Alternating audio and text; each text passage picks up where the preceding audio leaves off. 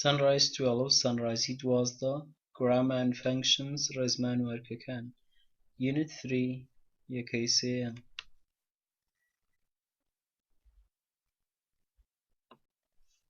Students book page 23 کتێبی خوێندکار لاپەڕە 23 activity D cause and effect چالاکی D هۆ ئەنجام ڕستەی هۆ دەکرێت یەکێک لەوانەی خوارێکی دەبێ زیاتر پێویستە پشت بە مانای ببەستن بۆی ڕستەی هۆ ئەنجام لە یەکتر جیا بکەنەوە بەڵام تیبنیان دەکرێت یارمەتیمان بدەن بزوو ئەم was where ئەگەر ئادجێکتیڤیان بەدوا دەبێ ئەوانە بە زۆری دەکەونە ڕستەی هۆ want to hold دەیهەوێت try to hold that wish to خۆزگە دەخوازێت need to پێویستێتی have has had there لەگەڵ کردداری بی one reason لەگەڵ کردداری بی ئەوانە دەکەونە ڕستەی هۆوە دەکرێت ڕستەی ئەنجامێکێک لەوانەی تدا بێت is was where بەمەرجێکی past participle بەدوا دەبێ have to has to had to ئەگەر بەبێت to بن دەکەونە ڕستەی هۆ بەڵام ئەگەر تویان لەگەڵ بێ دەکەونە ڕستەی ئەنجامە will would can could may might shall should must not ئەگەر دووڕستەمان من یەکێکیان ئەرێ بێ ئەوکێکیان نەرێ بەڕستە نەرەیەکە بە زۆری ئەنجامە ئەرەیەکە هۆکارە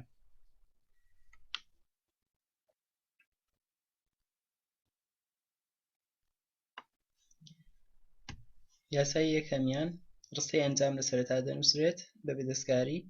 because since ئەز هەرسێکیان بە مانای چونکە بەکاردێن لە ناو ڕاست دەنووسرێن کامیانی داوەتر بەکاری بین ئەویان دەنووسین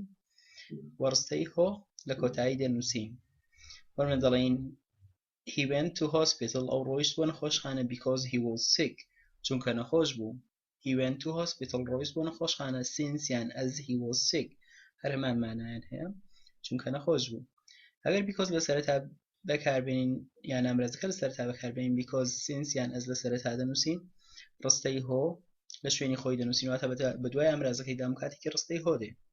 ڕستەی ئەنجامیش لە کۆتایی دەنووسین ئەگەر ڕستەی ئەنجام لە سەرەتا بێ ئەوە ئامرازەکە لە ناوەڕاستە ئەگەر ڕستەی ئەنجام لە کۆتایی بنووسین ئەو ئامرازەکە لە سەرەتایە بۆ دەڵێن because he was sick چونکە نەخۆش بوو he went to hospital ڕۆیشت بۆ نەخۆشخانە ئەمراسی دووەمیان ڕستەکە لە سەرەتا ڕستەی ئەنجام لە سەرەتا دەنووسین کە پێویستە ڕستە بێت because of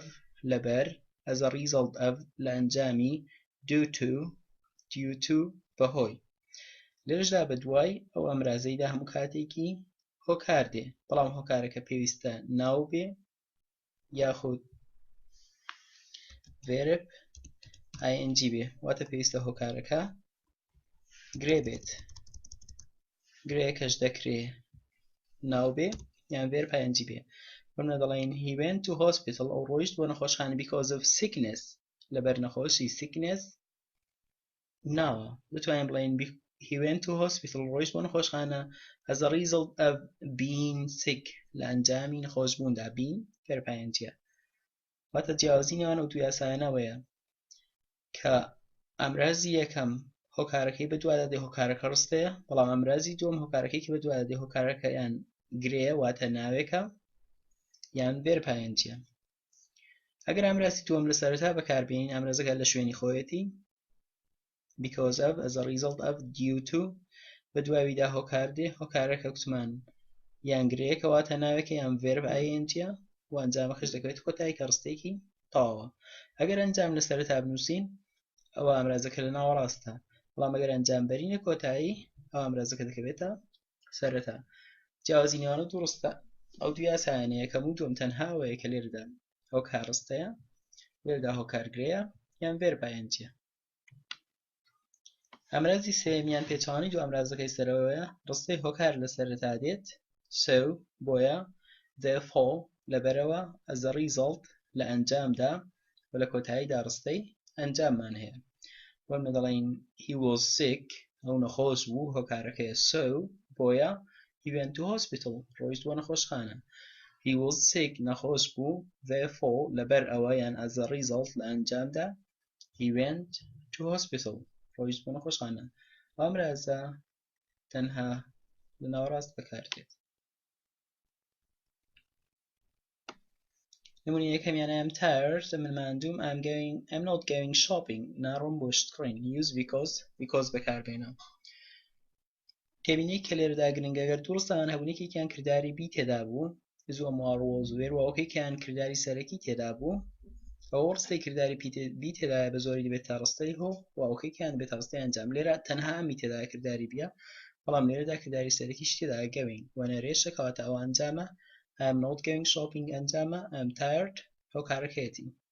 هەر بە because بەیەکیانەوە بەستین ڕستەی ئەنجام دەنووسینەوە I'm not going shopping ناڕۆم بۆ شت کڕین because چونکە ڕستەی هۆزە کۆتایی دەنووسینەوە I'm tired ماندووم دووەم I'm not going shopping ئەمن ناڕۆم بۆ شت کڕین the bad weather ئەو هەوا ناخۆشەکە لێرەدا ڕستەیەکی تەواوی داوە نۆتی تێدایە وە کردداری سەرەکی تێدایە کەواتە ڕستەی ئەنجامە بەڵام لەوەکەی ترا تەنها ناوێکمان هەیە the weather bad adjective weather ناوەکەی کەواتە ئەوە گرەیە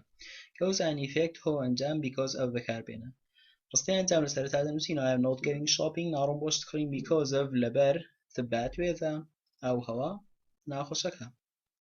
سەیمیان I'm staying at home لە ماڵە دەمێنمەوە the weather is hot ئەو هەوا گەرمە use so بەکاربێنە لێرە تەنها کردداری بی تێدایە is بەڵام لێرەدا ڕاستە کردداری بی تێدا بەڵام کردداری سەرەکیش تێدا کەواتە ئەوی کردداری سەرەکی تێدا I'm staying at home ئەنجامە the weather is hot ئەو هەوا گەرمە هۆکارە ئەگەر بە سەو بەیەکیانەوە بەستین هۆکار لە سەرەتا دەنووسین the weather is hot ئەو هەوا گەرمە so بۆیە I'm staying at home لە ماڵە دەمێنمەوە چوارمیان the citadel can be seen for miles قەڵایەکە دەکرێت لە چەند میلێکەوە ببینرێت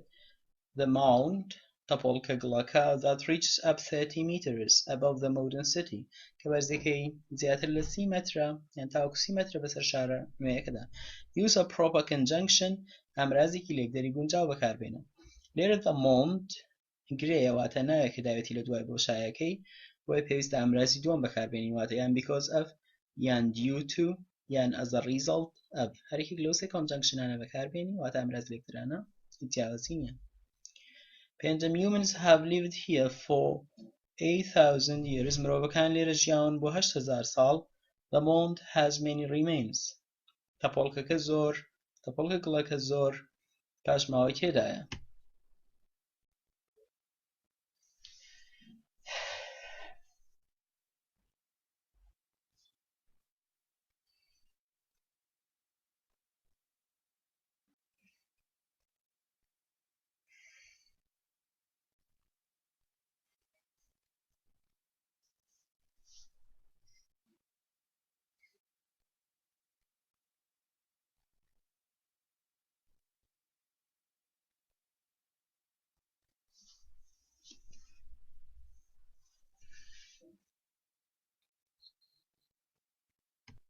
ئەو زارنیداوە as a result لە ئەنجامدا therefore لەبەرەوە because of لەبەر because چونکە لێرەدا humans have lived here for 8,000 years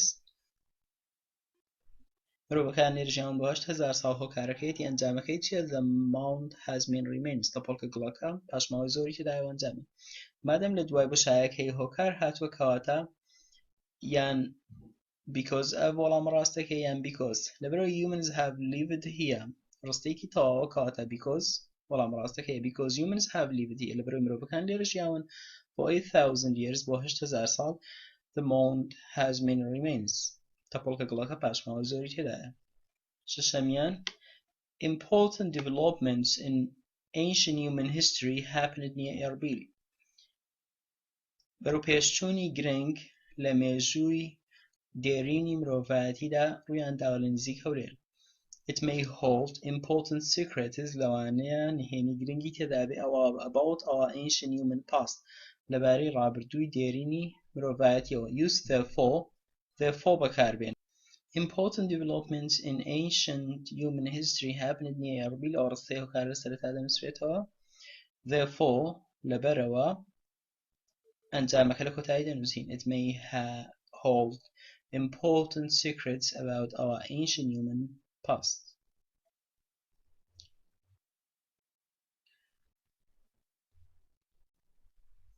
بەروپێشچوونی گرنگ ڕوویانداوە لە مێژووی دێرینی مرۆڤایەتیدا لە نزیک هەولێر لەبەر ئەوە لەوانەیە نهێنی گرنگی تێدابێت لەبارەی پاشماوەی لەبارەی ڕابردووی مرۆڤایەتی